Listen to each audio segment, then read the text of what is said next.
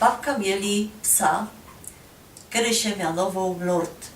To był taki, wiecie, roboczo się padł wilczur, a to był owczarek niemiecki i on był richtig mądrym psem, richtig. Josie, to był pierwszy pies, którym Josie chowała, teraz, że się przeciepła na koty i se nie krzywduje, ale muszę padać, że ten pies mnie wachował i on mnie też tak trochę wychował.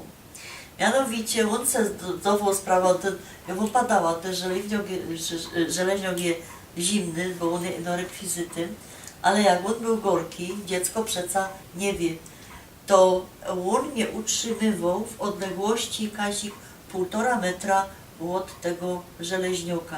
Jak on się bliżej pojawiała, to on mnie szturchał pyskiem i odsuwał mnie od tego żeleźnioka.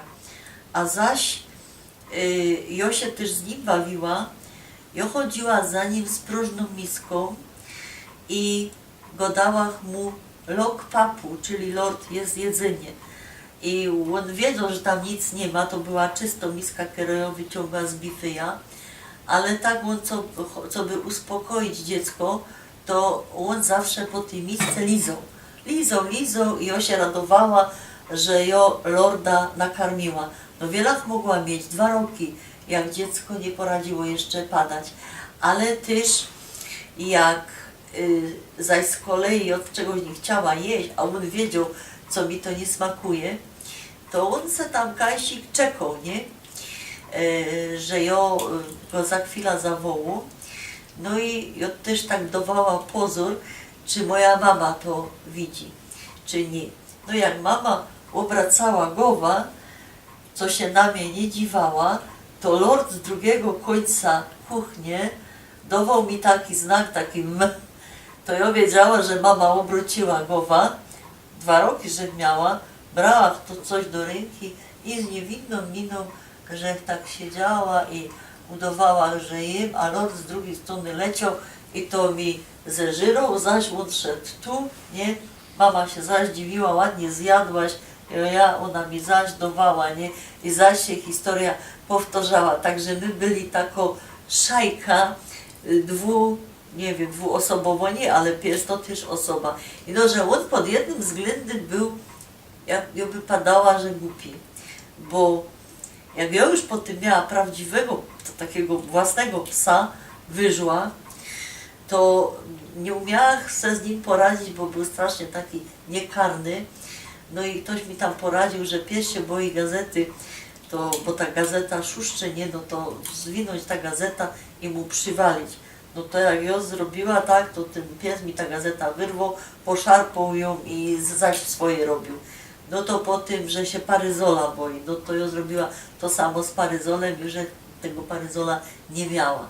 A lord jakoś, ja nie wiem, co on myślał, mój dziadek jak brał do ręki słomka, taką cienką, to lord się tej słomki bał. I on myślał, że to on jak go przywali tą słomką, no to wtedy będzie źle. Ale po co dziadek brał ta słomka? Bo sedno sprawy jest właśnie w tym, czemu lord miał dostać szmary. On się szło z dziadkiem polotać na pole i wiecie, psy najbardziej lubią takie Chanel numer 5, dla nich placek od krowy. I przedstawcie się, że ten lord, on szł i on łapał każdy placek krowy pomacą. I jak był taki piękny, miękki, to on się dopiero tak głową, wiecie, obrócił i tą głową wjechał i się cały w nim wytarzał.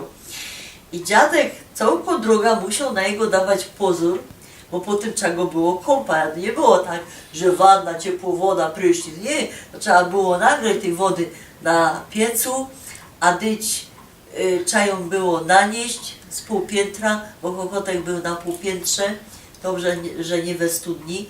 No i taki krowy placek, on se to tam dobrze rozprowadził po tej całki sierści, póki dziadek nie wykrył, że on się boi słomki.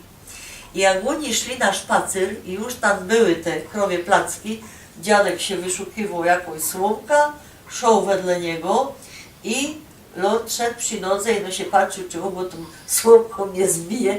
I do dziś to jest tajemnica, po jakiemu mu się był słomki.